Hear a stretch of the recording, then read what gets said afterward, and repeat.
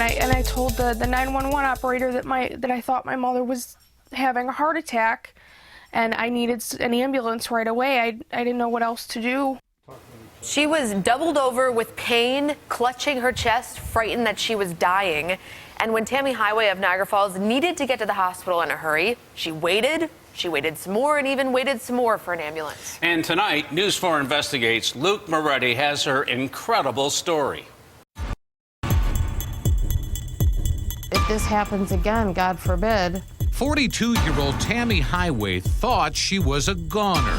I know my body, and I knew this was bad, and I knew I didn't think I was going to make it.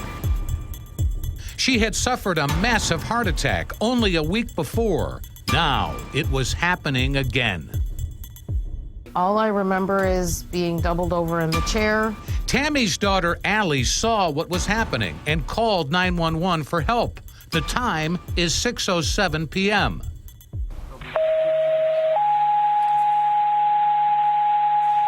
Engine 7, possible heart attack. And I told the 911 operator that I thought my mother was having a heart attack, and I needed an ambulance right away. I didn't know what else to do. At 6:08 p.m., Rural Metro Ambulance Dispatch is contacted. Niagara Falls Fire Chief Thomas Colangelo says they answer and accept the call. The fact that the Rural Metro accepted the call. Yes. That tells you what, basically? Tells you what, that they'll be sending an ambulance there. Within minutes of the initial 911 call from Allie, Niagara Falls firefighters from Engine 7 arrive at the house. The time is 6:10 p.m. So you're there in about, what, 3 minutes? 3 minutes, yes. Which is fast. Yes, it's a good response. It was a frightening scene. Tammy was gray and listless, clutching her chest, and the pain wouldn't subside. It was really hard. Allie watched as firefighters worked to stabilize her mother. There's a lot of people out there who don't understand what it's like to literally sit there and watch your mother die in front of you. Tammy was in rough shape and needed to get to the hospital. Since Niagara Falls Fire can't transport patients, they must wait for an ambulance. The Engine 7 crew believes Rural Metro is en route. I remember people calling and asking on radios where the ambulance was, when they were coming. It's now 6:25 p.m. Engine 7's captain asks dispatch for Rural Metro's estimated time of arrival. 1 minute later, 6:26 p.m., Rural Metro responds that there are no ambulances available. That's disturbing, isn't it? Yes, but it's unacceptable. It really is unacceptable. So besides the fact that they said they were going to take this call, they did not call us when there had no ambulances to begin with.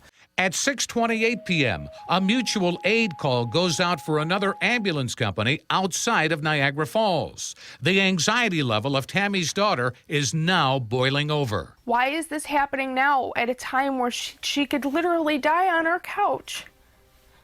How do you do that? And the captain just kept apologizing to me, and he said, you know, I'm so sorry. In the meantime, Tammy's husband, Sean, a former volunteer fireman with basic EMT training, arrives at the house. I remember my husband coming in and asking when the ambulance would be here. It's around 6:30 p.m. Rural Metro now has an ambulance available, but Sean refuses to wait any longer. She's my world. I mean, she's everything to me. Telling firefighters he'll drive Tammy to the hospital himself. I went and pulled my vehicle up on my front lawn. Two of the firemen brought my wife down, carried her down, put her in the vehicle, and away I went. It took about 30 minutes from the initial 911 call, but Sean finally got Tammy to Niagara Falls Memorial Medical Center. Soon after, she's taken to Mercy Hospital in Buffalo and rushed into surgery. And if it wasn't for my husband's decision to go against waiting for the ambulance, I probably wouldn't be here. And when you get to the hospital and they take you directly to surgery, because it's 100% blockage and most people don't survive it. Fire Chief Thomas Colangelo calls the ambulance delay unacceptable and disturbing. What's most disturbing about it is you have to let us know when you have no ambulance. That's what I don't like about this. Rural Metro should have never accepted the call Yes, yes. if they didn't have any ambulances available. Shouldn't have accepted it and should have told us they had no ambulances available. Rural Metro Regional Director Jay Smith says he's disappointed in the response time on this call. No one should have to wait that long, but by all means, we want to make sure that this is an anomaly and make sure that this doesn't happen again. Rural Metro accepts the call, and then we later learn that there is no ambulance available. Should they have not accepted the call, Rural Metro? But again, it's hard to point to that. EMS is so dynamic that, the Niagara Falls Fire Department dispatch wouldn't know where our ambulances are at any given moment in time. Our dispatchers may. So it isn't a situation where it's black and white. Smith says Rural Metro's average response time in Niagara Falls is 5 minutes and 34 seconds and says the company is compliant with industry recommendations 90 to 95% of the time. He calls it a very high-performing system.